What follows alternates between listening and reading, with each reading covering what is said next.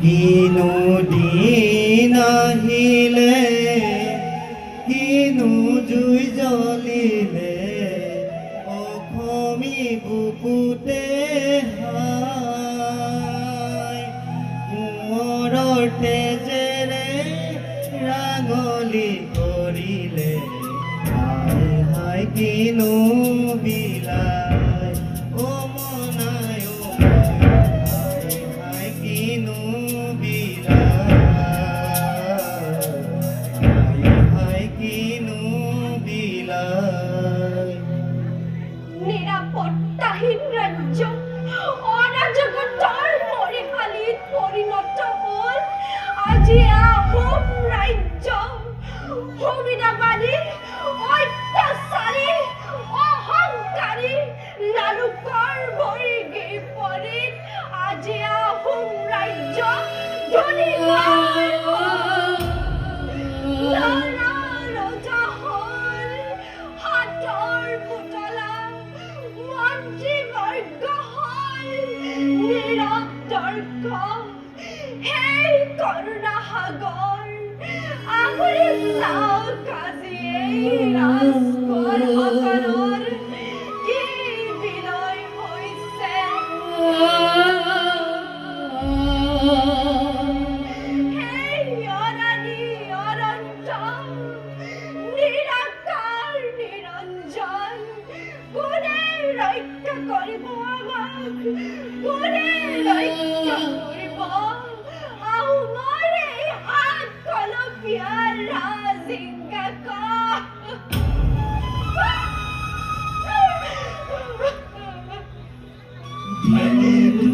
দুপৰতে ভেচাই গৰুলিয়াই শিয়ালে জুৰিলে হায় বিয়পি পৰিলে চুদি হাই হাই কিনো বিলাই অ মনাই ঐ হাই হাই কিনো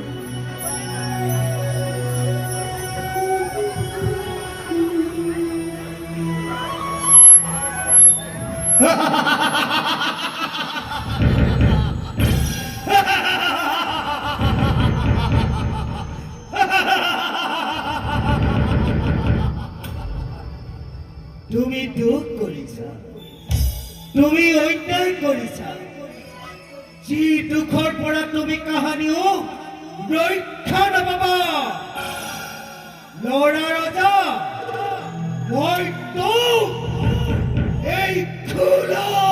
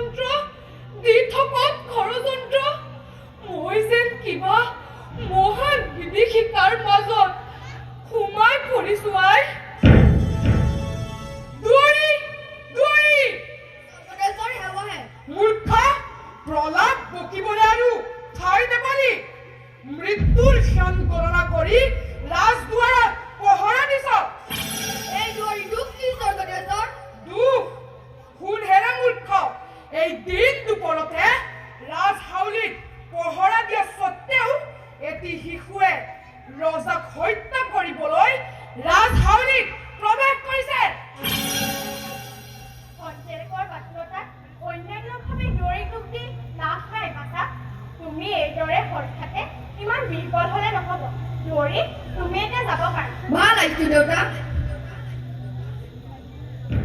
বাছা, তুমি ইমান ঐশ্বৰ্য হৈছা তোমাৰ ৰাজ্যত ইমানবোৰ সৈন্য থাকোঁতে তুমি চিন্তা কৰা কোনো কাৰণ নাই। তুমি হয়তো সপোন দেখিছা সপোন সদায় সপোনেই গতিকে এইবোৰ চিন্তা নকৰি আকৌ টোপনি যাবলৈ চেষ্টা কৰা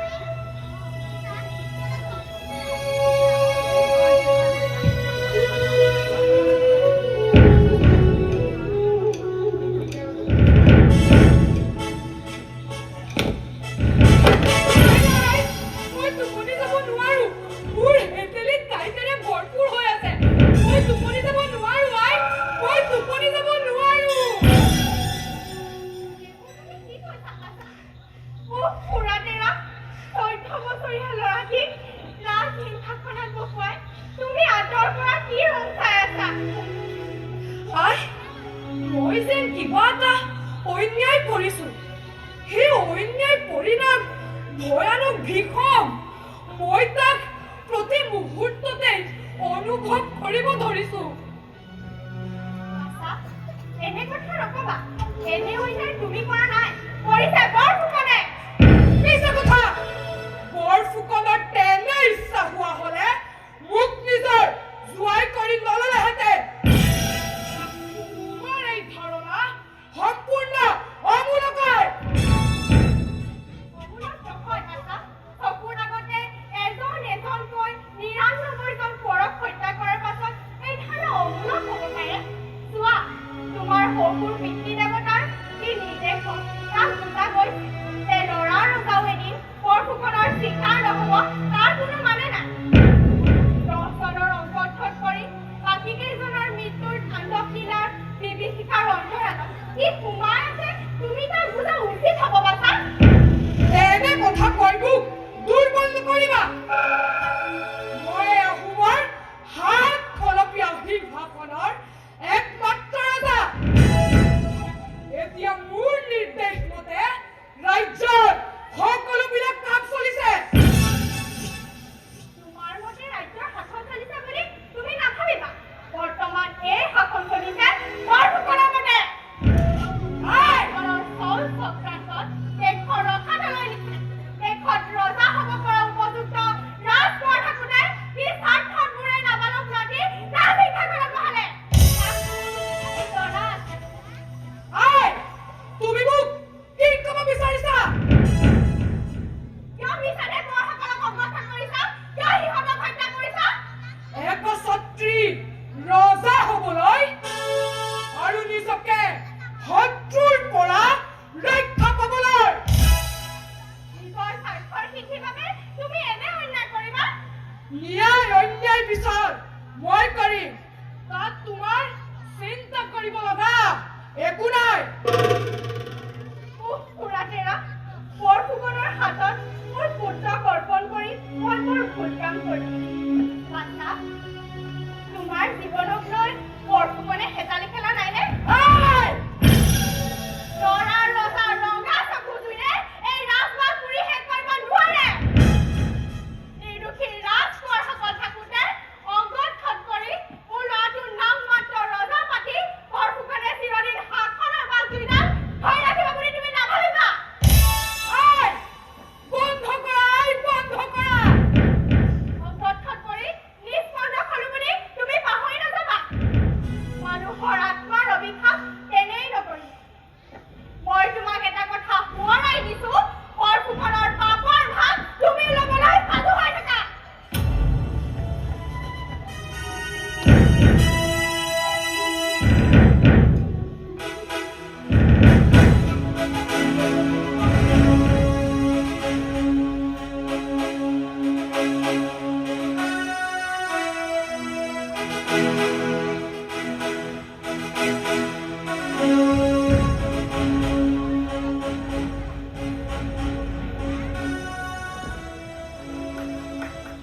মহৰদেউ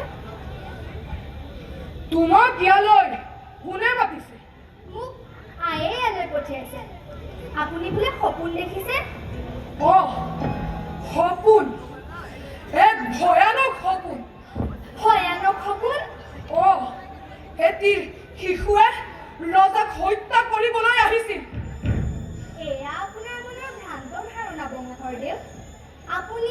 অতি সাধাৰণ কথাতে ভীতিগ্ৰস্ত হৈ পৰে। এইদৰে আপুনি ৰাজকাৰ্য কেনেকৈ চলাব? নহয় ৰাণী, বৰ্তমানলৈকে গদাপানীক ধৰিব পৰা নাই। মোৰ ভয় হয়, গদাপানীয়ে যদি মোক হত্যা কৰে। ইমান ভয়াতু হ'লে কেনেকৈ হ'ব বংশধৰদেউ? ভয় লাগিবই ৰাণী, গদাপানী ইমান বাহুবলী ৰাজকোঁৱৰ। ভয় নকৰিব বংশধৰদেউ। ৰাজমন্ত্ৰী বৰফুকন দেউতা থকালৈকে আমাৰ চিন্তা কৰিবলগীয়া একো নাই। এৰা, আজি তেওঁ সাহসতে মই ৰাজকাৰ্য ন্যায়ৰূপে চলাইছো। তেওঁ বুদ্ধিৰ প্ৰখৰতাত কোনো হাৰি যাব নোৱাৰে। তেওঁ থকাৰ কাৰণেহে আজি মই ৰাজকাৰ্য ন্যায়ৰূপে চলাইছো। ৰাজমন্ত্ৰী বৰফুকন দেউতাই আমাৰ বিপদ কেতিয়াও হ'বলৈ নিদিয়ে। এতিয়া আপুনি আহকচোন, ক্ষন্তেক জিৰণি লওক।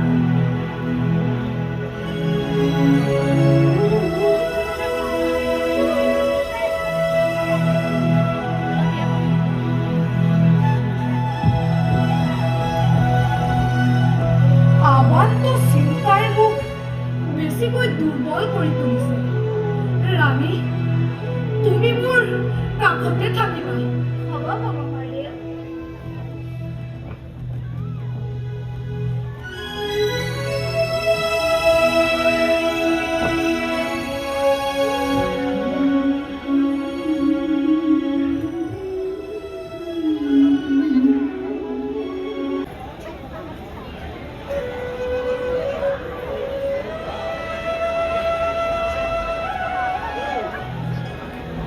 এইখন লওক বংশধৰদেউ।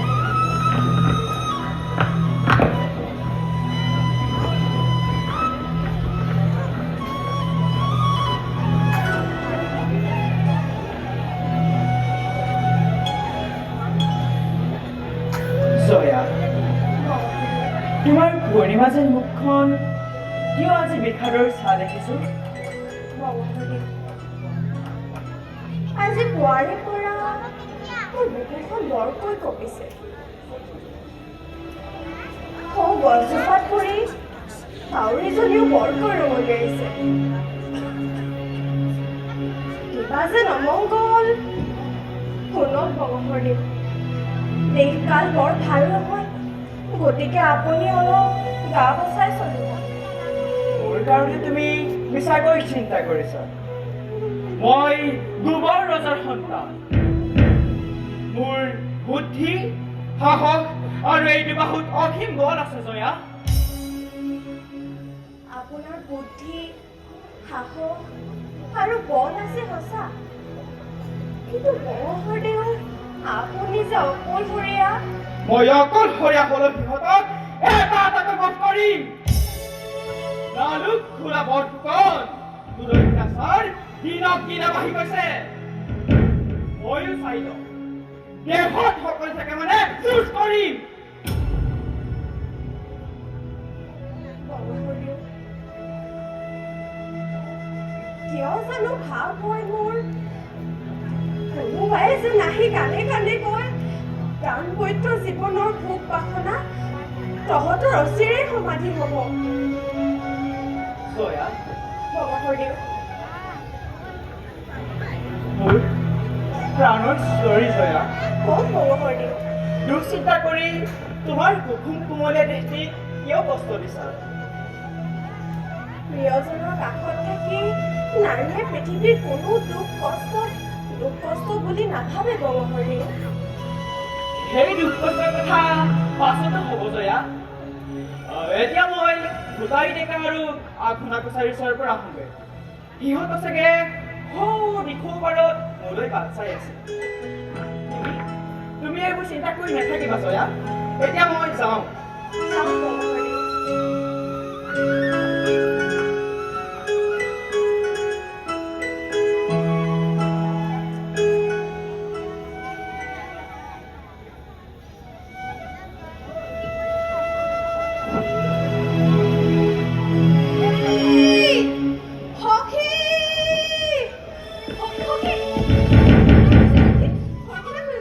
কি হৈছে হেউতি? কি ক'লা?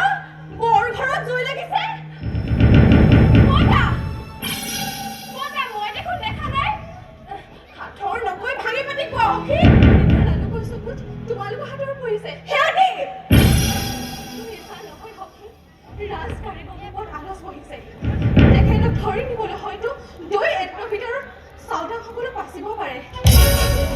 মোৰ নীতি গ'ল সখী দীঘহি পাৰলৈ। সখী পৰম আজি ৰাতিৰ ভিতৰতে পদে পথে ব্যৱস্থা কৰা। মই এতিয়া যাম। চোৰা হয়তো মোৰ পাছে পাছে ফুৰিব ধৰিছে। সখী চোৱা সখী চোৱা।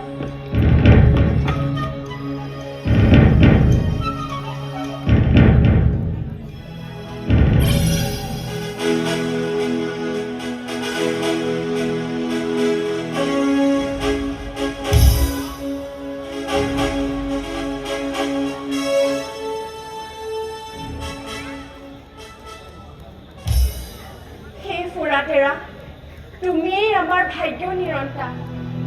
তোমাৰ চৰণতে মোৰ স্বামী আৰু লাইলে চাই কুশলে ৰাখিবা প্ৰভু, কুশলে ৰাখিবা।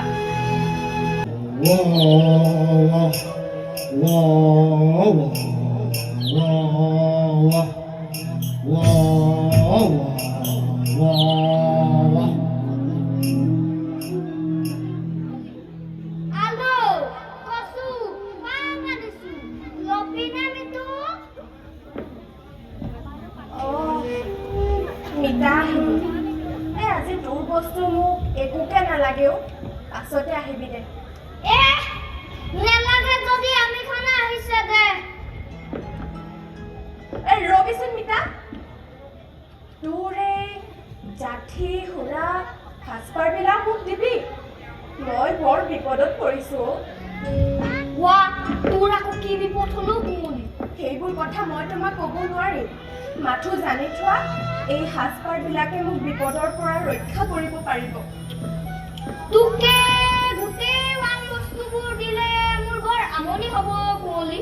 নহয় মিতা, তুমি মোক এইবোৰ বস্তু দিবই লাগিব। তাৰ বাবে তোমাক যি লাগে মই তাকেই দিম। গোটেই ৱাং বস্তুবোৰ লপি যদি কবি না। বাৰু মিতা, গোটেইবিলাকত তোমাক কিমান দিব লাগিব? লাগিব বালনা দিলে সকলো বস্তু তোক দি দিব। বাৰু মিতা, তুমি অলপ ইয়াতে বহাচোন, মই ভিতৰৰ পৰা আহোঁগৈ। হ'ব যা যা কলিত যা, আমি এখানে একে বইছে।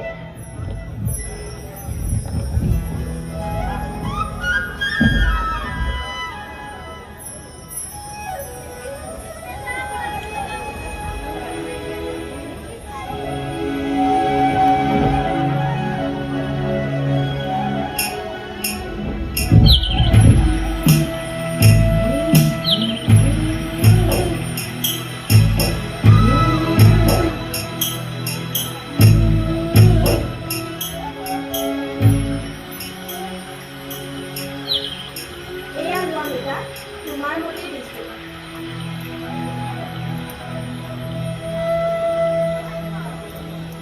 একনা, দুকনা, তিনিকনা।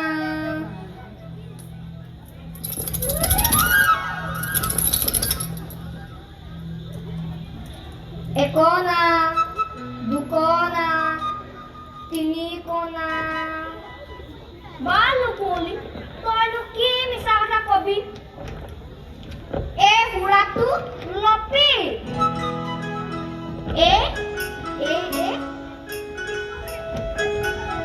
এই সাজপাৰযোৰ লপি আৰু এই জাঠিডালো লপি। আমি খানে আহিছে, থাকিবি দেই। যাব মিতা।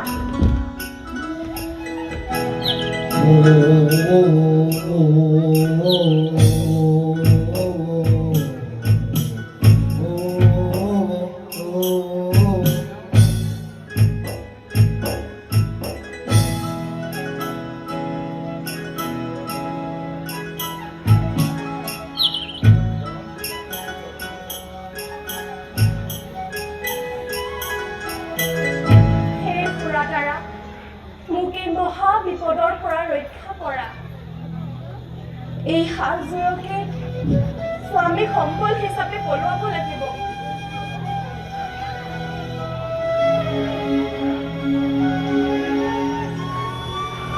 জয়া, বংশদেউ অন্তৰত জুই জ্বলিছে আৰু আৰু সেই জুইত পৰি মৰিব খুজিছো কি হৈছে জয়া সকলো ভাঙি পাতি নোপোৱা কিয় কম সকলো ভাঙি পাতি কম বংশদেউ সেই জুয়ে আহোমৰ 7 খলপীয়া ৰাজ সিংহাসন কঁপাই তুলিছে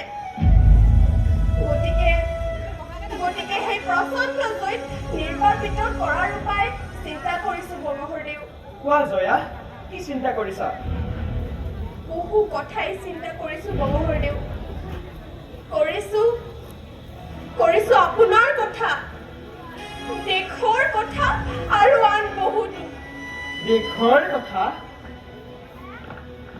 কথা চিন্তা কৰি তুমিও মোৰ ভাঙাবলৈ লৈছা নেকি জয়া বাৰু কোৱাচোন কি চিন্তা কৰিছা মোৰ কথা তেনেকৈনো কিয় কয় বংশদেউ স্বামী মংগলে জানো নাৰীৰ কাম্য নহয় স্বামীৰ অবিহনে নাৰীৰ জানো অন্য এক গত্যন্ত্ৰ আছে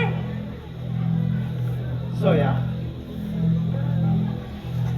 তুমি যেন কিবা এক মানসিক অন্তদন্তত ভুগিছা এই কথা মই অনুভৱ কৰিছো এইকেইদিন তোমাৰ মানসিক পৰিৱৰ্তন মোৰ দৃষ্টিগোচৰ হৈছে অন্তদন্ত মই এক বিৰাট মানসিক অন্তদন্তত ভুগিছো বংশদেউ মোৰ সন্মুখত পৰিৱৰ্তনৰ চকৰি ঘূৰিব ধৰিছে গোটেই পৃথিৱীখনতে পৰিৱৰ্তন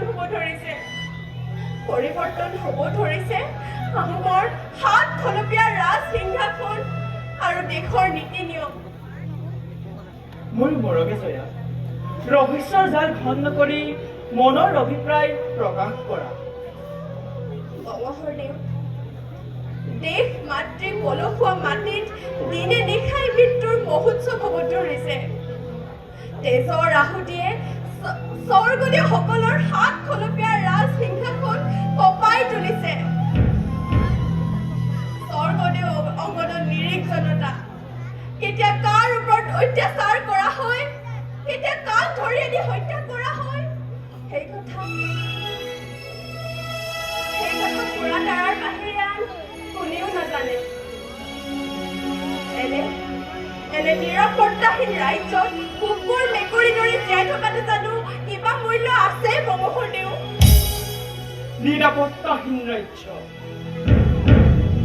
অৰাজকতাৰ মৰিশালীত পৰিণত হল আজি এই আহোম ৰাজ্য সুবিধাবাদী অত্যাচাৰী অহংকাৰী লালুক খোলা ভৰি গিৰিপৰিত ধূলিময় হল আজি এই আহোম ৰাজ্য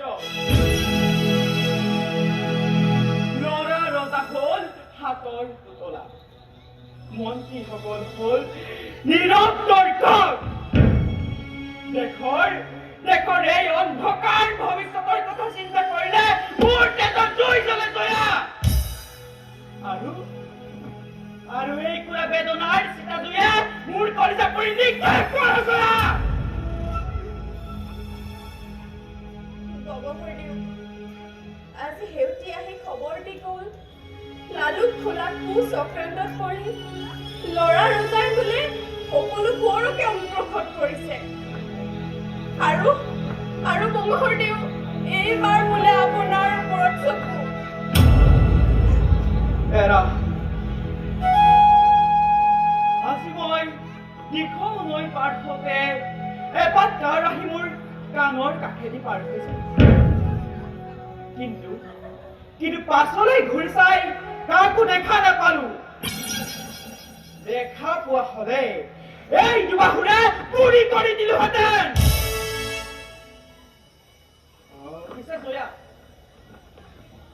স্বৰ্গদেউ আদেশ যেতিয়া শিলৰ ৰেখা তাত মোৰ কবলগীয়া কি আছে আপুনি ইমান দুৰ্বল হলে নহব বংশদেউ তেনেহলে কি মই ৰাজ তুহি কৰিব লাগে এনে কথাই মনত ঠাই নিদিবা জয়া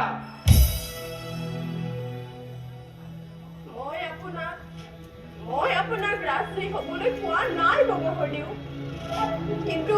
কিন্তু আহোমৰ সেই 7 খলপীয়া ৰাজ সিংহাসনৰ মৰ্যাদা ৰখাটো জানো আপোনাৰ কৰ্তব্য নহয়?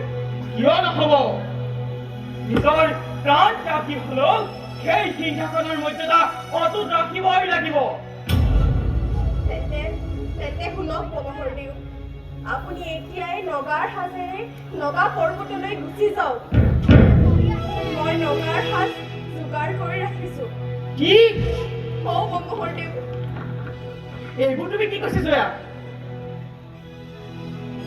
মোগলৰ গাত আউজি মূৰ্তি পুতৰ হোৱা লালুক খুৰা বৰফুকনৰ ভয়ত মই পলাই থাকিম। নাই নাই, ই কেতিয়াও হ'ব নোৱাৰে। আহক আহক ৰজাৰ চাওদাসকল, মই এই বাহুবলী কৰা পানীয়ে ইহঁত এটাকে মোহাৰি মাৰিম। তেতিয়া জানো ৰাজদ্ৰোহী কৰা নহ'বনে কমহৰদেউ? সেইবাবে মই আপোনাক কৈছো, আপুনি এই ৰাজ্যৰ পৰা কিছুদিন আঁতৰি থাকক। পিছত উপযুক্ত সময় আহিলে আপুনি দেশত শান্তি প্ৰতিষ্ঠা কৰিবহি। মোৰেই শপত কমহৰদেউ, আপুনি আঁতৰি যাওক কমহৰদেউ, আপুনি আঁতৰি যাওক।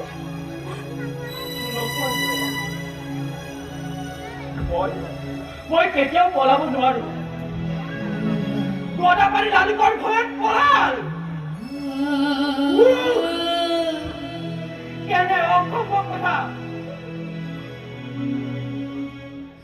শুনা জয়া, মই তুংখুঙীয়া ফৈদৰ বাহুবলী কোঁৱৰ, দুবৰ ৰজাৰ সন্তান। আৰু শুনা জয়া, পলৰীয়া নাম লৈ চন্দ্ৰ ধুবাকৰ থাকে মানে মই জাতিৰ কলংক আনিব নোৱাৰো। কলংক নহয় কমহৰদেউ, এই গৌৰৱে হ'ব, দেশৰ গৌৰৱ, জাতিৰ গৌৰৱ। জয়া, মোৰ এটা অনুৰোধ আছে জয়া। কোৱা জয়া, তুমি ৰাখিব পাৰিবা? মোৰ এটা আত্মসন্মান আছে। কোৱা জয়া, তুমি ৰাখিব পাৰিবা? তুমি পাৰিবই লাগিব। তুমি অসমৰ বোৱাৰী, অসমৰ জীয়ৰী, তুমি পাৰিবই লাগিব।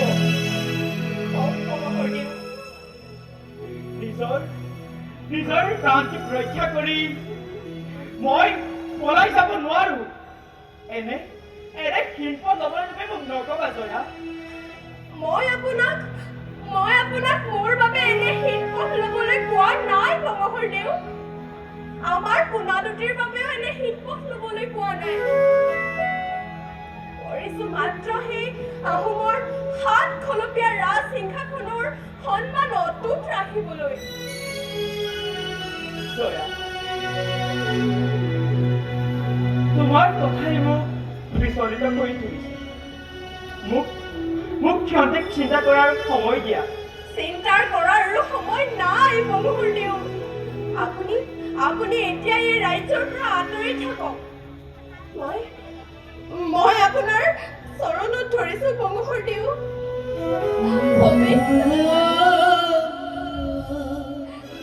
ভৱিষ্যতে যাতে দেশৰ বাবে এই পথ শিৰ পাতি লওক।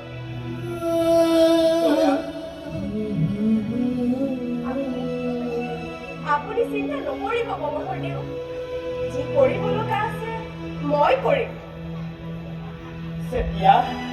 যেতিয়া তোমাক ধৰি সিহঁতে হাতীহালৰ গঁৰালত বন্দী কৰি থব, তেতিয়া তুমি ক'বলৈ বাধ্য হ'বা জয়া।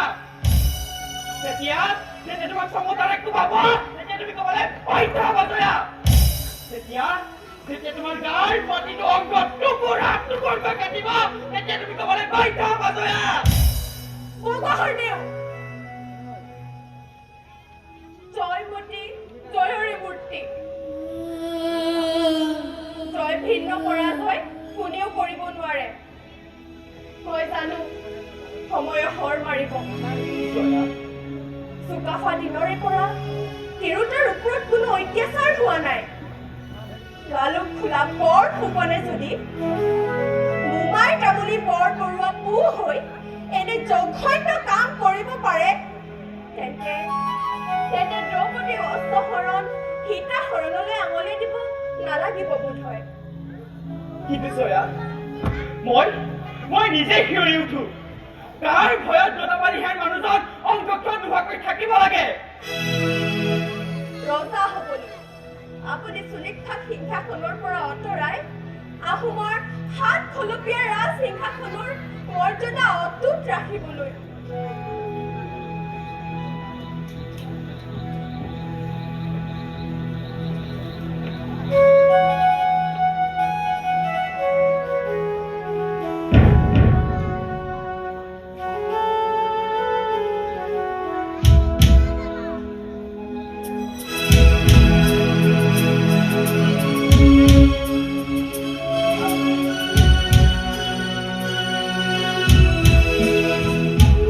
জয়া,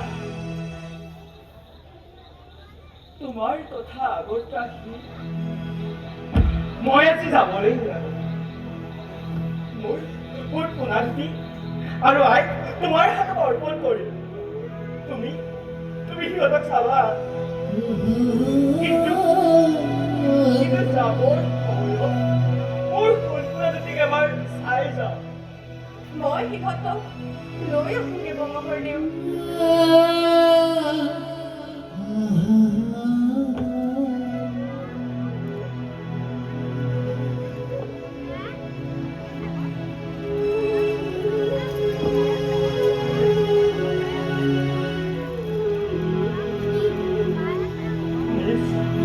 নিয়তিয়ে এখন মোৰ কপালত ইয়াক কৰি লিখিলে।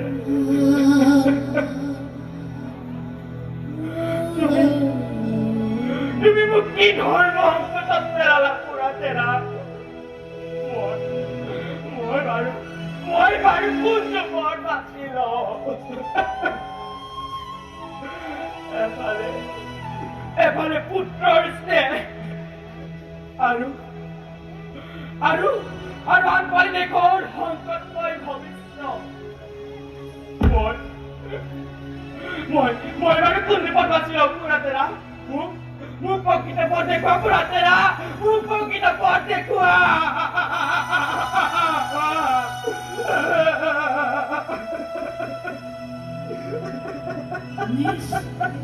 নিষ্ঠুৰ নিয়তি তুমি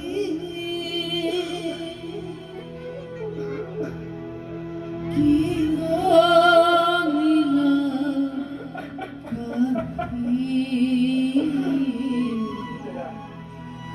পুৰাতেৰা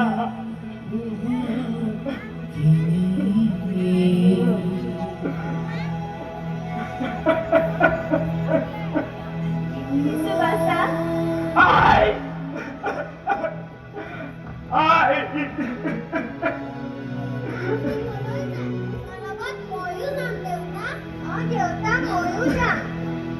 মই এখন ডাঙৰ হাবিলে যাওঁ।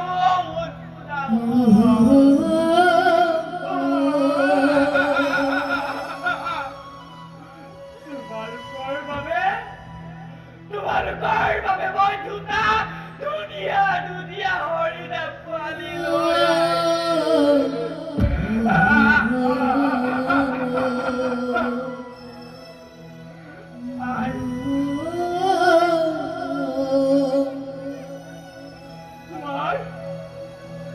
তোমাৰ চৰণ ধুৰি ফিৰত মই মোৰ যাত্ৰাত সফল হম। তুমি মোক আশীৰ্বাদ কৰা।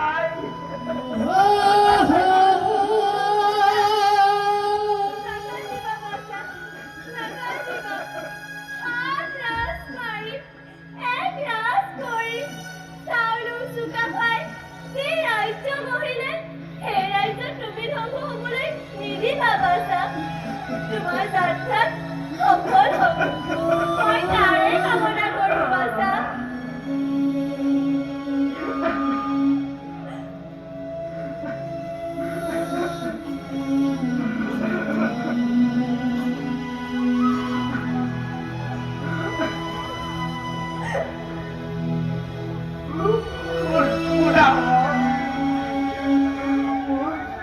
মোৰ প্ৰাণৰ পুতলা, মোৰ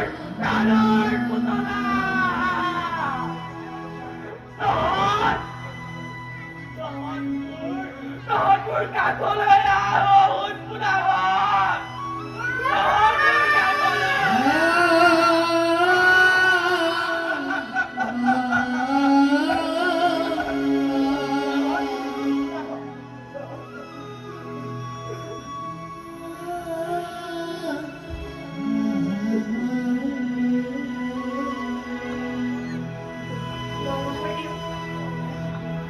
ইয়াত সাজপাৰ আৰু অন্যান্য খোৱা বস্তু আছে।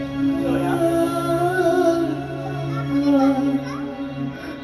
সুদাগৰ মই নাই কটা মই নাই কটা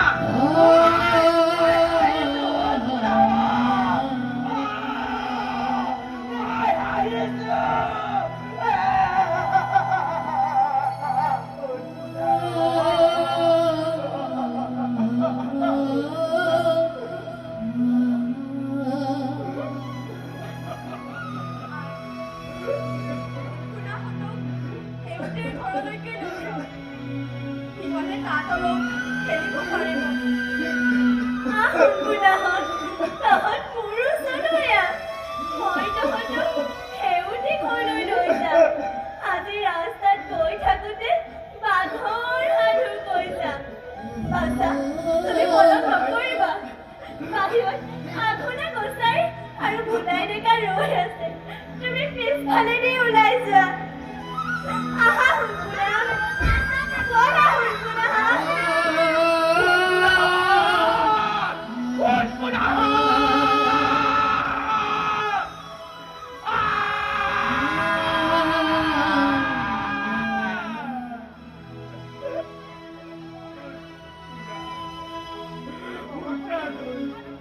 আপুনি আৰু পলম নকৰিব।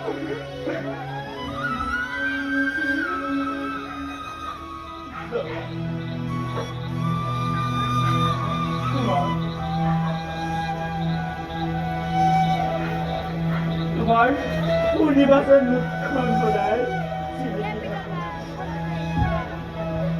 তোমাৰ পূৰ্ণিমাচন মুখখনে মোক কৈছে অসমত তেজ জগা ঘৰ আহিছে নামকৰ পৰশ লাগি সেই কলীয়া পৰা সিজাকত এই ধৰা ধুই নিব জয়া নতুন শূন্যময় প্ৰভাত শৈলী আকৌ আহিব জয়া জয়া আকৌ আহিব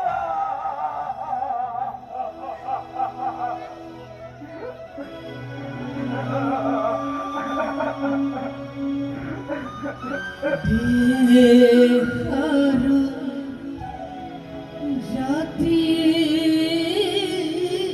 জাতিৰ বাবে যাবলৈ উৰালো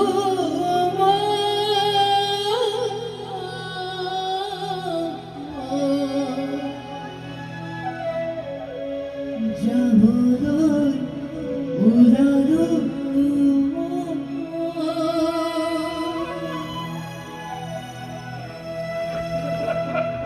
প্রাণর জয়া ওখানে থাকিবা লাইলেছা বুকুত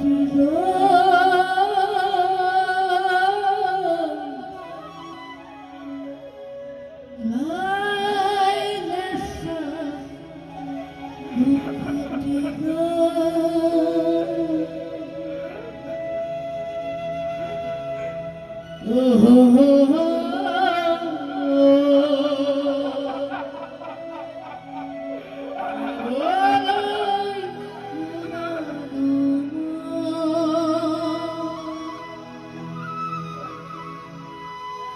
বিদায় জয়া বিদায় জয়া বিদায়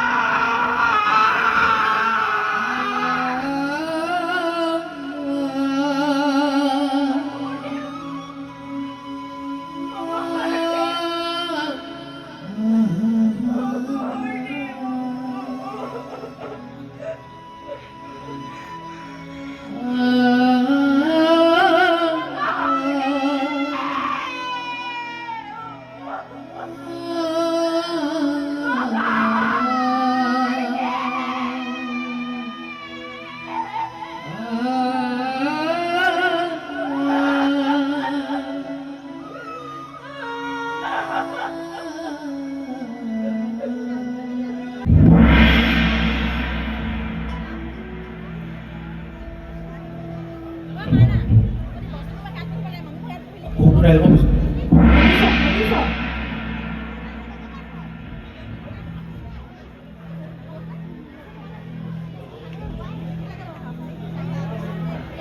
মহামান্য স্বৰ্গদেউ, মাননীয় মন্ত্ৰী ডাঙৰীয়া আৰু উপস্থিত বিষয়াবৰ্গ, আজি সদনত যিটো বিষয়ৰ ওপৰত আলোচনা কৰা হ'ব সেই বিষয়টো নিৰাপত্তা আৰু দেশৰ মংগলৰ বাবে আঁচনি ৰূপায়ণ কৰা, তদুপৰি স্বৰ্গদেউ হিংসাখন নিষ্কণ্টক কৰিবৰ বাবে দেশৰ প্ৰতিজন সমৰ্থমান ৰাজকোঁৱৰক ধৰি আনি বধ কৰা আৰু অংগক্ষত কৰা হ'ল সভাৰ একমাত্ৰ উদ্দেশ্য।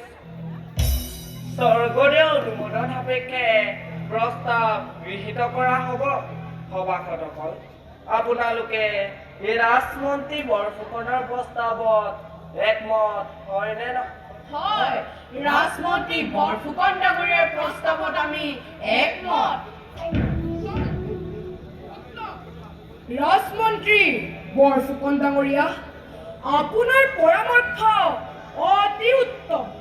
প্ৰস্তাৱটো মই অনুমোদন কৰিছোঁ, কিন্তু গোদাপানী কোঁৱৰক স্বৰ্গদেউ, আপুনি ভাল ল'ৰাৰ দৰে মনে মনে বহি থাকক। গোদাপানীৰ বিষয়ে মই চিন্তা কৰিম। ৰাজমন্ত্ৰী বৰফুকন ডাঙৰীয়া, আপুনি মোক দিনে নিশাই ল'ৰা ল'ৰা বুলি মাতি থাকোঁতে ডা ডাঙৰীয়া পা কাঢ়ি পাইকলৈকে মোক ল'ৰা ৰজা বুলি মতা হ'ল। মোৰ নাম যে সুলিফা, মোৰ নাম যে ৰত্নধ্বজ সিংহ, সেই কথা জানিবলৈ কোনেও সুযোগাই নাপালে। স্বৰ্গদেৱে খং কৰিব নালাগে। স্বৰ্গদেউৰ প্ৰতি মোৰ বিৰূপ অনুভৱ নাই। ৰাজ্যত অপায় অমংগলে দেখা দিছে, সেইকাৰণে স্বীকাৰ কৰিবই নাপালো। দেশৰ ৰজা হিচাপে মোৰ কোনো কৰ্তব্য নাই, নাই কোনো অধিকাৰ। অধিকাৰ আপুনি পাহৰিছে স্বৰ্গদেউ। ৰাজ্যৰ সকলো নীতি নিয়ম দেখোন আপোনাৰ মতেই চলে। মহামান্য স্বৰ্গদেউ আৰু ৰাজমন্ত্ৰী বৰফুকন ডাঙৰীয়া, এতিয়া আমি আচল কথাটো আলোচনা কৰাহে ভাল। মহামান্য স্বৰ্গদেউ ছাৰ, আলোচ্য বিষয়ৰ পৰা আঁতৰি নোযোৱাতে উচিত। আপোনালোকে সঁচা কথাকে ব্যক্ত কৰিছে। এতিয়া সদনত জৰুৰী বিষয়ৰ ওপৰত আলোচনা কৰিব লাগে। বাৰু, ৰাজমন্ত্ৰী বৰফুকন ডাঙৰীয়া, আপোনাৰ আঁচনি মতে ৰাজ্যৰ সকলোবিলাক কাম সুকলমে সমাধা হৈছেনে? স্বৰ্গদেউ, সকলো কাম সুকলমে সমাধা হৈছে।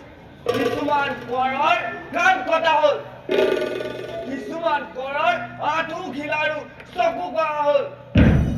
এতিয়ালৈকে বাকী আছে কেৱল গোবৰ ৰজাৰ পুত্ৰ লাঙি গোদাপানী। এপাল সাহসী চাওডাঙক সেই কাম কৰিবলৈ আদেশ দিয়া হৈছে। ৰাজমন্ত্ৰী বৰফুকন ডাঙৰীয়া, আপোনাৰ ওপৰতেই মোৰ সৰ্বভৰসা। হিংসাখন নিষ্কণ্টক হ'লেই মই নিশ্চিন্ত থাকিব পাৰোঁ। এই বিষয়ে আপুনি কোনো চিন্তা নকৰিব। এই লালুক খোলা বৰফুকন জীয়াই থাকোঁতে স্বৰ্গদেৱে চিন্তা কৰিবলগীয়া একো নাই। কি কয় বুঢ়াগোহাঁই ডাঙৰীয়া? হয় হয়, আপুনি একো চিন্তা নকৰিব। হয় স্বৰ্গদেউ, আপুনি একো চিন্তা নকৰিব। কিন্তু গোদাপানী কোঁৱৰক ইমান সহজতে আপোনালোকে ধৰিব পাৰিব বুলি মোৰ বিশ্বাস নহয়। কি বিশ্বাস নহয়?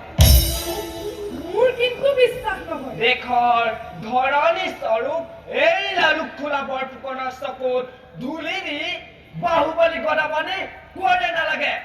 পৃথিৱীৰ কোনো জীৱন্ত মানুহে হাৰি যাব নোৱাৰে স্বৰ্গদেউ। ডাঙৰীয়া যান্ত্ৰিক কথাই মোক ক্ষণে ক্ষণে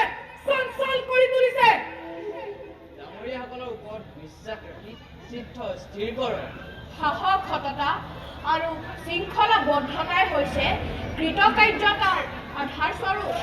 উত্তম কৌশল অৱলম্বন কৰিলে আহোমৰ এই সাতাম পুৰুষীয়া ৰাজহিংসাখন নিষ্কন্ত হ'বই স্বৰ্গদেৱ।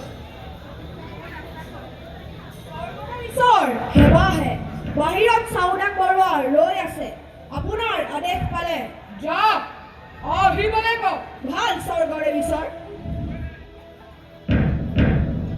প্ৰণাম গ্ৰহণ কৰক স্বৰ্গদেউ ঈশ্বৰ। কওক চাওদাম বৰুৱা, আপোনাৰ কামত আগবাঢ়িব পাৰিছেনে? যিমান দূৰ পাৰিছো আগবাঢ়িছো।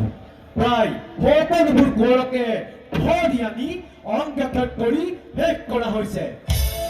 কিন্তু অতি দুখেৰে জনাবলগীয়া হৈছে যে গদাপাণি কোঁৱৰ এজন যুৱকক গোটেই ৰাজ্যত বিচাৰি একো সম্ভেদ পোৱা নাই। এই বন্তিয়ে কি জনাম, যিদিনাই গদাপাণিক ঘৰ বেৰা দি ধৰিছিলো তাৰ আগদিনাখনিয়েই গদাপাণি পলাই গ'ল। গদাপাণি পলাই গ'ল? মোৰ ব্ৰহ্মণ তালুক যেন কাল সৰ্পই দংশন কৰিছে।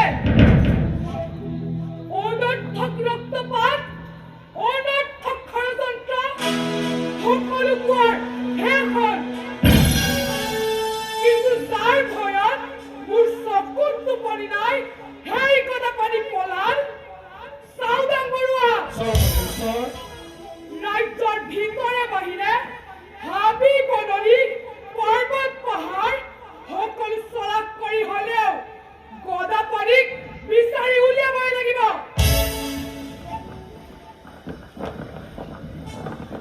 আৰু এয়া হ'ল মোৰ শেষ আদেশ। ভাল স্বৰ্গদেউ ঈশ্বৰ।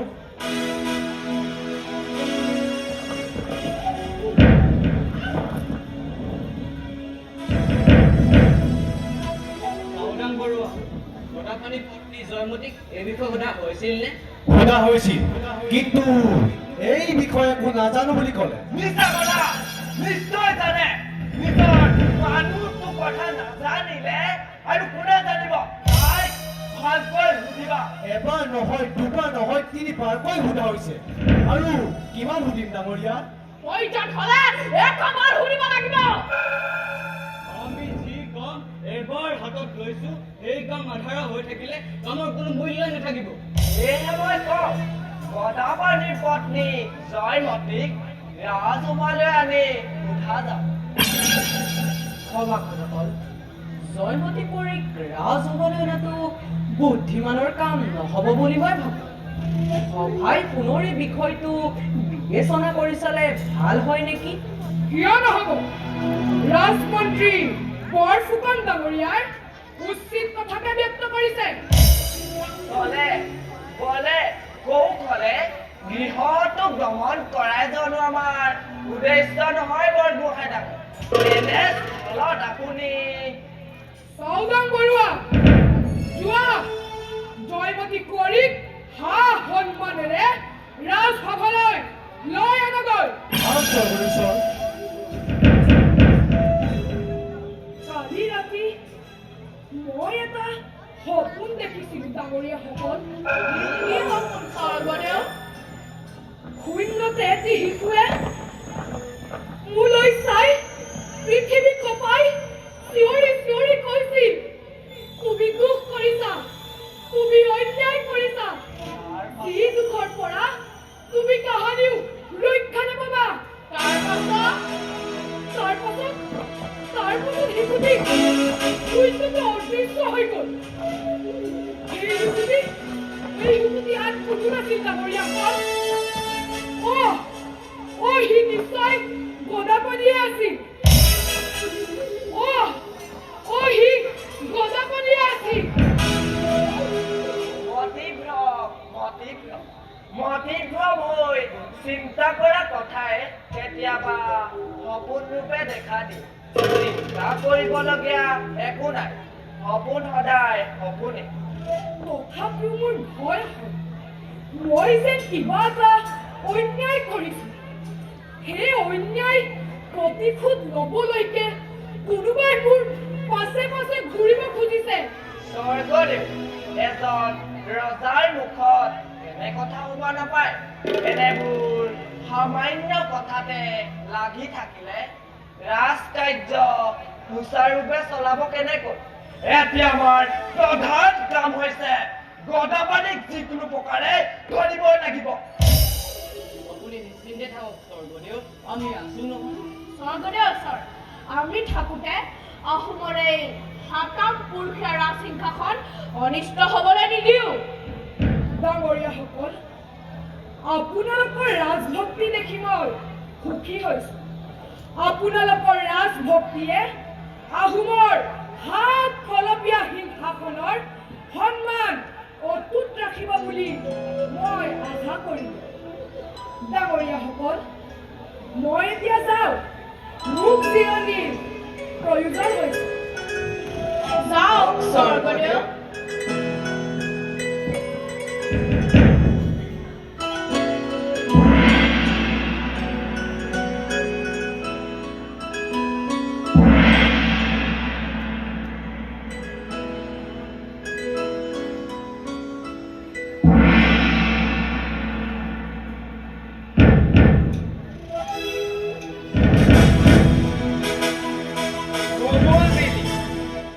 নুবুজিলি চুলিখা নুবুজিলি লালু ফুলাবৰ ফুকনৰ কুচক্ৰান্তৰ কথা মই এজনকৈ সকলো ৰাজপৰক এই সিংহাসনৰ পৰা বঞ্চিত কৰালো কেৱল মাত্ৰ বাকী আছে লামি গদাপানীক শেষ কৰিব পাৰিলে মোৰ ভৱিষ্যতৰ সপোন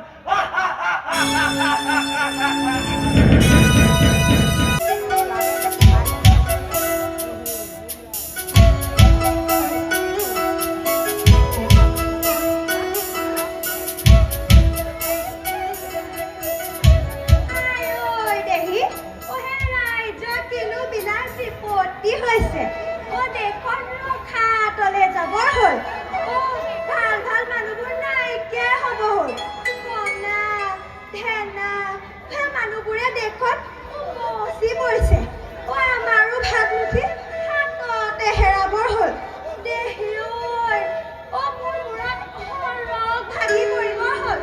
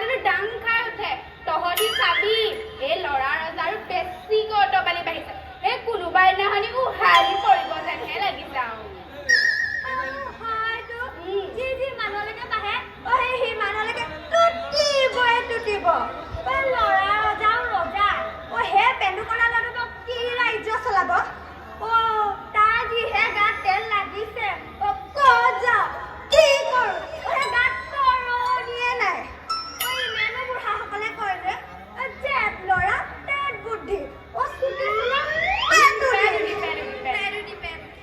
এৰা যাওঁ বল বেলি চাই কণোৱা উৰিব হ'ল পোৱালীয়ে ইতি পাবলৈকে শুনাও বল কিনো যাওঁ যাওঁ কৈ থকা হে যোৱা আকৌ কেনি যোৱা ক'লে যোৱা মই হ'লে মোৰ পৰা গৰুৱালি দি যাবলৈ নাই দেই একেবাৰে নকওঁ পোনে যাম তাত তোমালোকৰ দেখিছোঁ গায়কতী গাম এটা সিজনীয়ে যোৱা সেই ইটোৱে সিজনীয়ে যোৱা ইটোৱে যোৱা কোনটোলৈ যোৱা গৈ থকা মই হ'লে মোৰ নিজৰ পেনীয়ে যাম এবাৰ হ'ল গৰুবলৈ চোৱাচোন চোৱা গৰুজন বৰ ধুনীয়া মানে এপিনে দৌৰি আহিছে আকৌ আমাৰ পৰা কাষ ল'বলৈকে আহিছে হ'বলা মোৰ পাছিছে কাষৰ নাচাইছে কাষেকে ভালেই হ'ল এৰা ইচ্ছাৰ মাছ লোৱা মানুহ হ'লেই হয় একেবাৰে গোৱা চেকুৰা দি চেকুৰি আমাৰ ফাললৈকে আহিছে বলা কৰি দিয়া ৰন্ধা ঘৰীয়া মানুহ হ'লে উজনিতে চব খাই পেলাবগে পিছত আকৌ জালুক খায়ো তত নেকাবি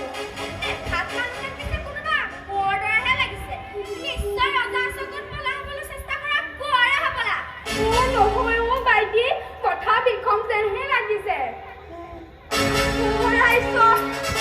মৰি মেলে দিয়া সি আমালৈকে খেদি আহিছে কলৈ যাম কৈ সোমাও পানী লাগি বাইটি পলাম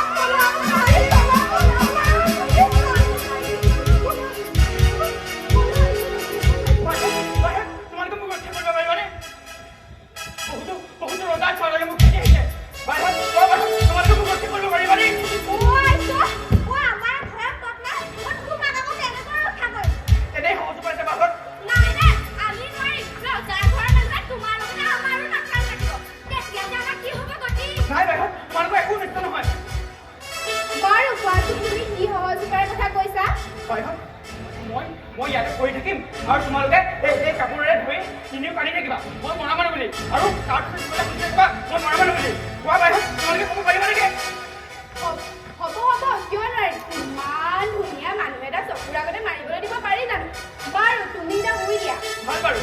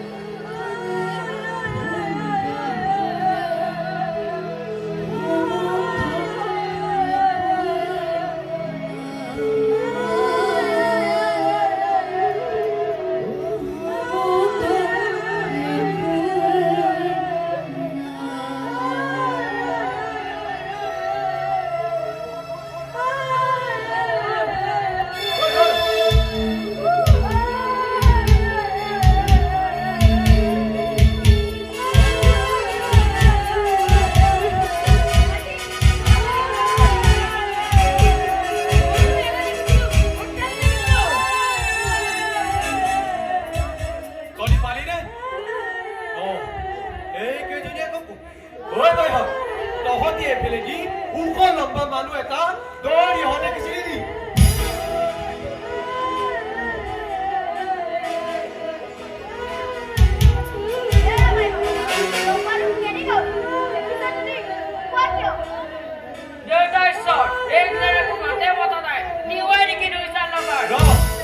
হেল্ল' বেকেটে ক নহ'লে গোটেই কেইজনীক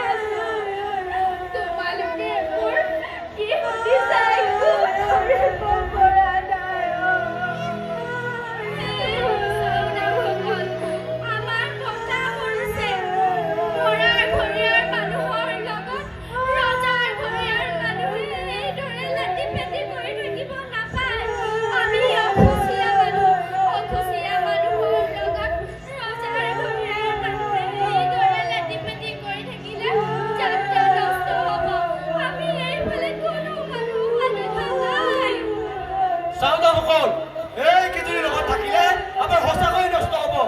এইকেইজনীৰ এঠাইত থাকিলে ইফালে গদা মাৰি পলাই মন্তব্য দিব। গতিকে অযথা সময় নষ্ট কৰি লাভ নাই। বল বল।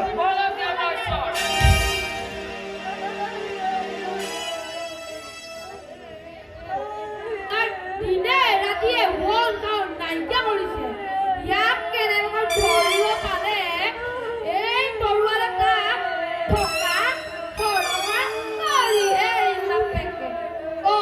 ক'লে দেখোন দেউতাই যাই ময়ো গৈছোঁ।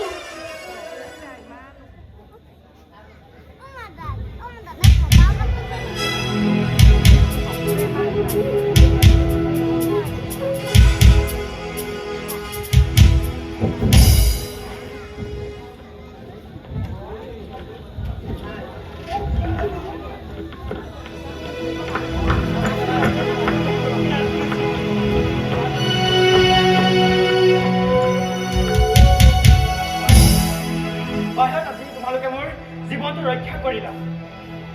নহ'লে সেই নৰ পিপাসু ৰাক্ষসৰ দলটোৰ হাতত মোৰ জীৱনটো শেষ হ'লহেঁতেন।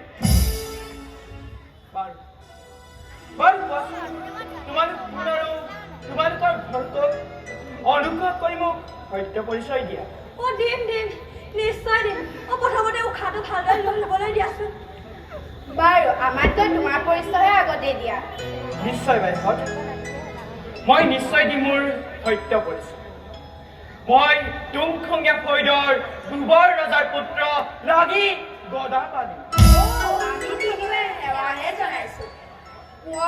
মই ৰহাৰ, মোৰ নাম ৰদৈ। মই টিপামৰ, মোৰ নাম ভাদৈ। পলৌগুৰিত ঘৰ, মোৰ নাম ৰাধুনী বাই।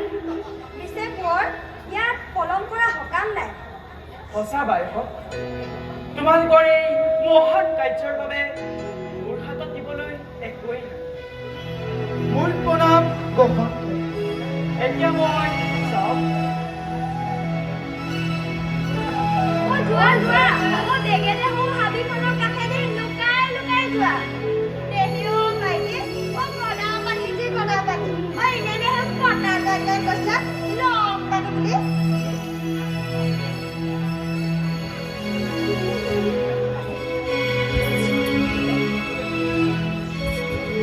পিছে এতিয়া আমি আটাই দিলেও সেই নিজৰ নাকৰ কোনে কোনে যাম। য'তে শুনা খাম সেই তাতে ৰম। কি খোৱাবাৰ হ'ল? তোমাৰ ওপৰত সিহঁতে দৃষ্টি ৰাখিছে? তোমাৰ ওপৰত সিহঁতে দৃষ্টি ৰাখিব কিয়? তুমি মহামান্য মন্ত্ৰী ডাঙৰীয়া বৰগোহাঁই দেৱৰ আদৰৰ পত্নী হ'লেও যে মই যে তোমাৰ সখী, সেই কথা সিহঁতে জানে। মই অৱশ্যে ভয় নকৰোঁ সখী। হাজাৰ হ'লেও তুমি এগৰাকী নাৰী সখী। নাৰী হ'লেও সকলো কথা ভয় থাকিব নোৱাৰে। সেইকাৰণে মই ৰাজসভাত আলোচিত হোৱা কিছুমান গোপন ৰহস্য লৈ আহিছোঁ। গোপন ৰহস্য? ৰাজসভাৰ গোপন ৰহস্য? কি গোপন খবৰ আনিছা সখী? ধৈৰ্য ধৰা, মই তোমাক সকলোবোৰ ক'ম। কোৱা সখী, কোৱা, মোক সোনকালে কোৱা। শুনা সখী, খবৰ পোৱা মতে ল'ৰাৰ যেন তোমাক নিবৰ বাবে চাউদাং পঠাইছে। সাৱধান হ'বা সখী। কি? মই ৰাজসভালৈ যাব লাগিব? কিন্তু কিয় সখী? ইয়াৰ ভিতৰত কিবা গোপন ৰহস্য লুকাই আছে। সেই গোপন ৰহস্য ভেদ কৰিবলৈ মই ৰাজসভালৈ যাবই লাগিব সখী। কিন্তু তিৰোতা মানুহ ৰাজসভালৈ? তেওঁলোকেই যদি এই নীতি নিয়ম উলংঘা কৰে তেন্তে তাত আমাৰ মাতিবলগীয়া কি যুক্তি আছে সখী?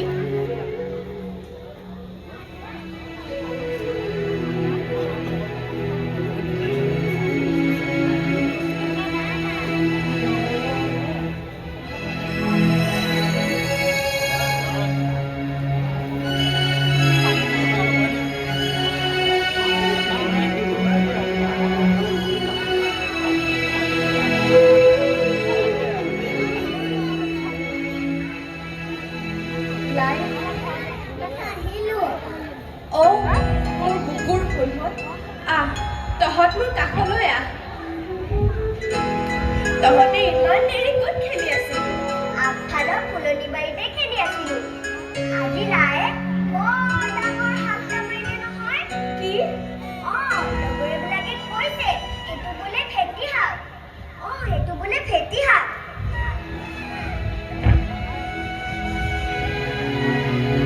উফ, খুৰাপাৰা, এয়া মই কি শুনিবলৈ পাইছো? সখী, ভয় কৰিবলগীয়া কোনো কাৰণ নাই। এয়া হ'ল ভৱিষ্যতৰ ৰাজসিংহাসনৰ উত্তৰাধিকাৰী হোৱা শুভলক্ষী। তোমাৰ বৰপুত্ৰ এদিন পৃথিৱীৰ শ্ৰেষ্ঠ সম্ৰাট হ'ব, এয়া ধ্ৰুৱ সত্য। লাই, লেচাই, মোৰ বুকুৰ হুলহত, তহঁতৰ বাবে আইৰ ভিতৰত খোৱাৰ যোগাৰ কৰি ৰাখিছে। যা শুন, তহঁত ভিতৰলৈ যা। হ'ব আই।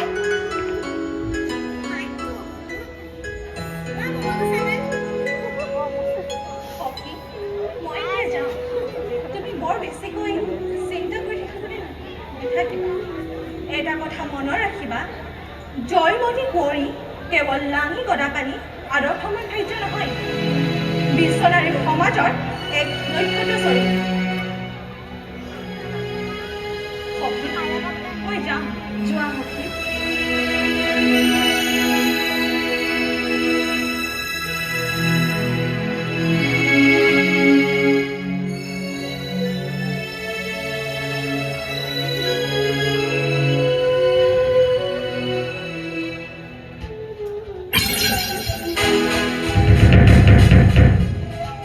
স্বৰ্গদেউ আদেশ অনুসৰি গদাপাণি কোঁৱৰক পুনৰবাৰ বিচাৰি হোৱা হৈছে। অনুগ্ৰহ কৰি কোঁৱৰৰ বাৰ্তা জনাবনে? গঙহৰদেউ ঘৰত নাই। ঘৰত নাই যদি আন ক'ত আছে? আপুনি নিশ্চয় জানে। আৰু জানিলেও যে মই নকওঁ, সেই কথা আপুনি নিশ্চয় জনা উচিত আছিল ডাঙৰীয়া। তেন্তে আপুনি এই স্বৰ্গদেউ আদেশ মানিব লাগিব। আপুনি আমাৰ লগত ৰাজসভালৈ যাব লাগিব। ৰাজ পৰিয়ালৰ মহিলাই বিনা কাৰণত ৰাজসভালৈ, ই কেনে নিয়ম ডাঙৰীয়া? স্বৰ্গদেউ আদেশ যেতিয়া শিলৰ ৰেখা, এই বিষয়ে আপুনি ৰাজসভাতে সকলো জানিব। গতিকে সময় নষ্ট নকৰি আমাৰ লগত ওলাবহে লাগে।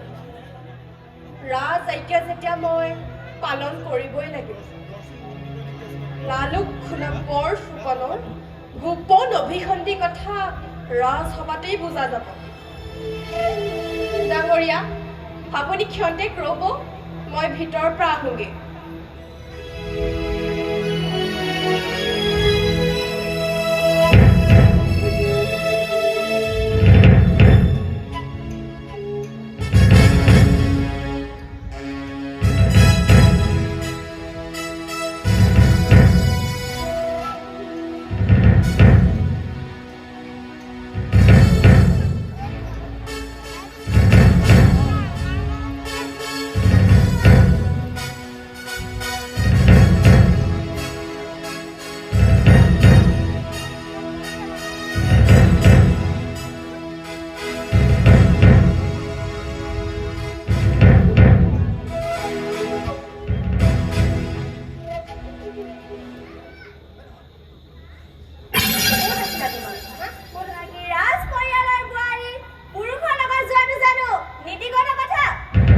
নিয়মৰ কথা আমাৰ বিবেচনাৰ বিষয়বস্তু নহয়। স্বৰ্গদেউ আদেশ যেতিয়া শিলৰ ৰেখা, এই বিষয়ে আপুনি জয়মতীয়ে ৰাজসভাতে জানে। তুমি নাযাবা বোৱাৰী, তুমি নাযাবা। এইবিলাক নৰপিকাচ লালুক খোলা বৰ ফুকনৰ বিষম ষড়যন্ত্ৰ। তাৰ ৰাজসভাত অপমান কৰিবা বোৱাৰী, অপমান কৰিবা।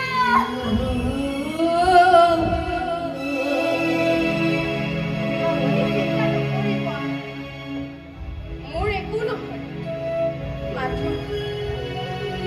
মাথো মোৰ লাই আৰু লেচাই বেলা চাই খুৱাব আৰু বেলা চাই খুৱাব। কিন্তু বোৱাৰী নাকান্দিব, নাকান্দিব। আপোনাৰ কান্দোনে হয়তো ক্ষন্তেকৰ বাবে মোক বিচলিত কৰি তুলিব। এটা কথা মনত ৰাখিব আই, আপোনাৰ বোৱাৰীয়ে কোনোদিন নিজৰ পক্ষপথৰ পৰা বিচলিত হোৱা নাই। ৰাজসিংহাসনৰ অযোগ্য ল'ৰা ৰজাক অঁতৰাই বলিষ্ঠ বীৰ পুৰুষ লাগি গদাপাতি ভাইজা এই জয়মতীয়ে তেওঁক স্বৰ্গদেউ ৰূপে পোৱাৰ বাসনাত মোৰ মন উদ্বিগ্ন আই। তোমাৰ সজনিঠা পথত ময়ো সহযাত্ৰী বোৱাৰী, ময়ো সহযাত্ৰী বোৱাৰী। তুমি কলৈ যোৱা? ঘৰত কি হৈছে আই? আইতাই কাকৈ দিছে? মোৰ বুকুৰ ওঠত তুমি আমাক এৰি নাযাবা আই। আমাক এৰি নাযাবা।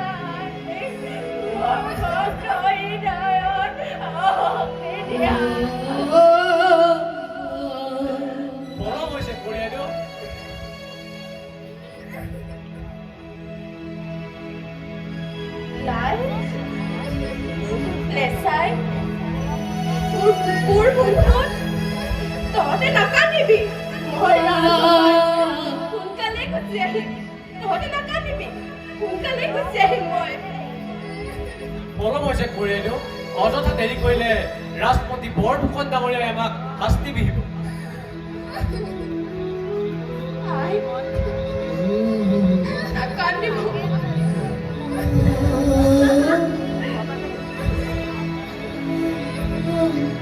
আই এইখন ঘৰলৈ কেতিয়া ঘূৰি আহিব পাৰো এই কথা কোনে জানে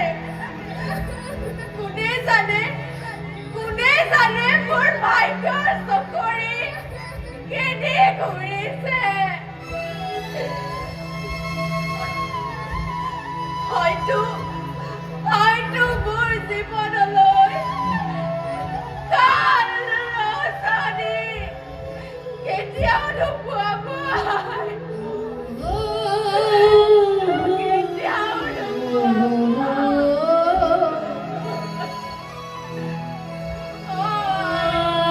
মোৰ জীৱনৰ কাল ৰচনী কেতিয়াও নোপোৱাব কেতিয়াও নোপোৱাব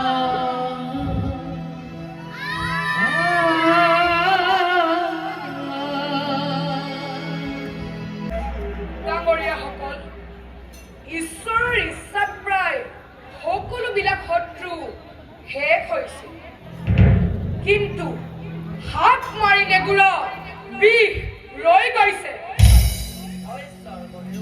এই বিষ বৰ মাৰাত্মক এই কি কয় বুঢ়াগোহাঁই ডাঙৰীয়া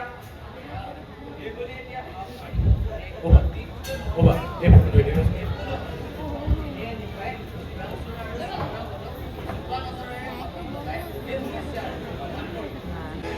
মই শুনিবলৈ পাইছো নগৈয়া শইকীয়া ভূটাই ডেকা আৰু আঘোণা নামৰ এজন কছাৰী ডেকা গদাপানী লগ লৈছে কি ভূটাই ডেকা আৰু আঘোণা কছাৰী ইমান সাহস ৰাজমন্ত্ৰী বৰফুকন ডাঙৰীয়া অতি সোনকালে সিহঁত দুটাৰ বিহিত ব্যৱস্থা কৰা শান্ত হওক স্বৰ্গদেউ শান্ত হওক কেঁচা কল গোটেই নপকে আপুনি অধৈৰ্য হৈ পৰিছে আপুনি নাবালক ৰাজনীতি নিয়ম আপুনি নাজানে গতিকে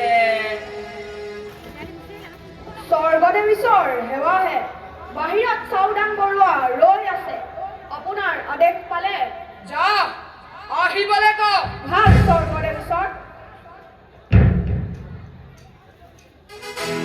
প্ৰণাম গ্ৰহণ কৰক স্বৰ্গদেশ্বৰ চাওদাং বৰুৱা গদাপানীৰ বাৰ্তা কোৱা মহামান্য স্বৰ্গদেশ্বৰ গদাপানী কোঁৱৰৰ কোনো বাৰ্তা নাপালো কি গদাপানীৰ বাৰ্তা নাপালা মহামান্য স্বৰ্গদেউ আজ্ঞা অনুসৰি গদাপানী ভাৰ্যা জয়মতী ৰাজসভালৈ আনিবলৈ কোৱা হৈছিল গদা তোমাৰ লগত গদাপানী ভাৰ্যা জয়মতী নাহিল আহিছে ৰাজমন্ত্ৰী বৰফুকন ডাঙৰীয়া কেৱল স্বৰ্গদেউ আদেশলৈ বাট চাই কুঁৱৰী আইদেউক বাটচৰাতে ৰাখি থৈ আহিছো চাওদাং বৰুৱা যোৱা লৈ আনা গদাপানীৰ ভাৰ্যা জয়মতী ভাল স্বৰ্গদেশ্বৰ ৰাজ পৰিয়ালৰ বোৱাৰীক ৰাজসভাত উপস্থিত কৰাটো নীতিগত কাম নহয় এই বিষয়ে স্বৰ্গদেৱে পুনৰ বিবেচনা কৰি চালে ভাল অধৈৰ্য নহ'ব বৰগোহাঁই ডাঙৰীয়া চাওদাং বৰুৱাই নিজৰ কৰ্তব্য পালন কৰি জয়মতী ৰাজসভাত ভেটিব খুজিছে এই আদেশ স্বৰ্গদেৱে নিজেই দিছে তথাপিও মোৰ এটা অনুৰোধ আছে স্বৰ্গদেউ তুংফুঙীয়া ফৈদৰ বোৱাৰী এগৰাকীক এনেদৰে ধৰি বান্ধি আনি আহোম ৰাজচৰাৰ নীতি উলংঘা কৰি ৰাজসভাত অপমানিত কৰাটো ভাল নহ'ব কিজানি দুখৰ বিষয় আপোনাৰ পৰামৰ্শ মতে কাম কৰিলে আমাৰ বিপদহে হ'ব আমাৰ কাম কৰিবলৈ হ'লে জয়মতীক ৰাজসভালৈ আনিলে একো অন্যায় নহয় নে কি কয় স্বৰ্গদেউ ৰাজমন্ত্ৰী বৰফুকন ডাঙৰীয়াৰ পৰামৰ্শ হাৰুৱা গতিকে মই আদেশ কৰিলো জয়মতী কুঁৱৰীক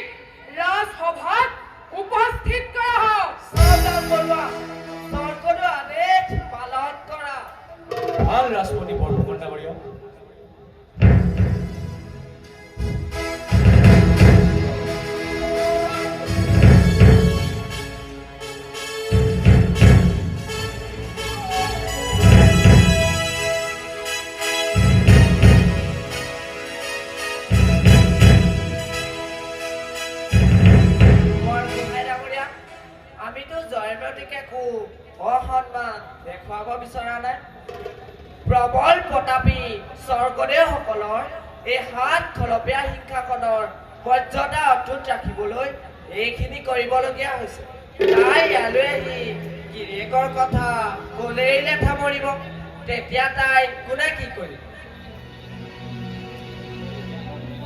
স্বৰ্গদেশ্বৰ এই এলানি গদাপানীৰ ভাজ্যা জয়মতী জয়মতী তোৰ গিৰিয়েৰে ক'ত আছে মহামান্য স্বৰ্গদেউ ৰাজ মৰ্যাদাৰে কৰি বিচাৰ কৰা হোৱা নাই গতিকে স্বৰ্গদেৱে নীৰৱে শিক্ষাখনত পঢ়ি থকা উচিত হ'ব ডাঙৰীয়াই প্ৰতিটো ক্ষেত্ৰতে দেখো মোক অকমান্য দুৰ্বল বুলি অপত্য কৰে মোৰ কাৰ্যত বাধা প্ৰদান কৰে স্বৰ্গদেউ ৰাজনীতিত আপুনি অপৈণ বিচাৰৰ কিছুমান নিয়ম আছে বিচাৰ এইদৰে নকৰে এই বিচাৰ মন্ত্ৰীবৰ্গই কৰিব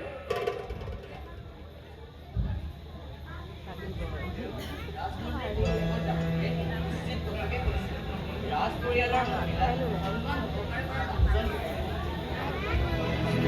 জয়মতী গদাপানী ক'ত আছে লৰামতীয়ে স্বৰ্গদেউ কথাত অসন্তোষ নকৰিবা জয়মতী আমি জানিব পাৰিছো তোমাৰ স্বামী বৰ্তমান ঘৰত নাই তেওঁ ক'ত আছে সেই বিষয়ে তুমি ভালকৈ জানা সেয়েহে গদাপানী বাতৰি পাবলৈকে তোমাক আজি ৰাজসভাত অনা হৈছে এতিয়া কোৱা তোমাৰ স্বামী পলাই ক'ত আছে ক'ত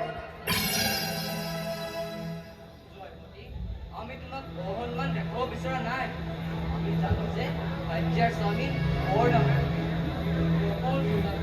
স্বৰ্গদেৱে আটাইতকৈ ডাঙৰ তোমাৰ স্বামীয়ে স্বৰ্গদেউ খবৰ লগাইছে আৰু পলাই গৈছে ৰাজ্য হিচাপে তুমি গদাপানী খবৰ নিশ্চয় জানা তুমিয়ে ক'ৰবাত লুকুৱাই ৰাখিছা সকলো বাতৰি কৈ দি তোমাৰ সন্মান আৰু আহোম সিংহাসনৰ মৰ্যাদাক ৰক্ষা কৰা উচিত হ'ব জয়মতী কঢ়িয়াইদেউ গদাপানী কোঁৱৰ ক'ত আছে তুমি কৈ দিয়া গদাপানী কোঁৱৰৰ বাৰ্তা ক'লেই আইদেউকে ৰাজসভাৰ পৰা মুক্তি দিব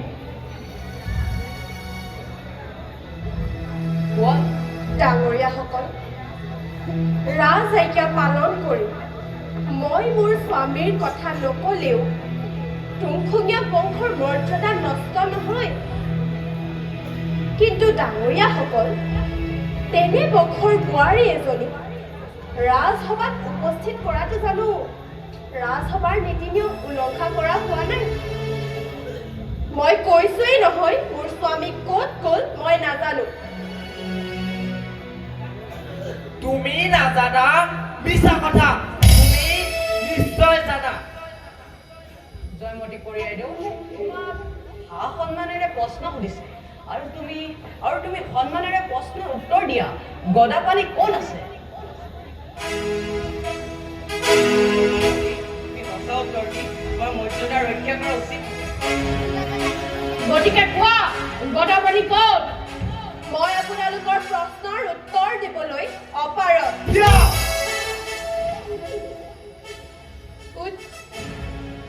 উচিত মৰ্যাদা আৰু ন্যায় বিচাৰ নোহোৱা এই ৰাজসভাত মাদুৰিয়াল ফৈদৰ লাই থেপেনাৰ জীয়াৰী কুবৰ ৰজাৰ বোৱাৰী লাগি গদাপানীৰ ভাইজা এই জয়মতীয়ে কোনো উত্তৰ নিদিয়ে ডাঙৰীয়া জয়মতী তুমি জানানে কাৰ আগত কথা কৈছা এওঁ বয়সত সৰু হ'লেও সকলোৰে শ্ৰেষ্ঠ ৰজা এনে ৰজাৰ আগত মিছা ক'লে কি হ'ব জানা জানো ৰজাৰ ঘৰৰ অন্যায় প্ৰজাই ন্যায় বুলি স্বীকাৰ নকৰিলে শাস্তি হ'ব মৃত্যুদণ্ড দেখিলেনে ডাঙৰীয়াসকল তাই অহংকাৰৰ কথা সন্মুখত ডাঙৰীয়াসকল শিক্ষাখনত স্বয়ং স্বৰ্গদেউ তেনে স্থলত তাই এনে অহংকাৰ কোৱা জয়মতী কঢ়িয়াইদেউ শাস্তি ভোগাৰ আগতে গদাপানীৰ বাতৰি কৈ দি ৰক্ষা কৰা নহ'লে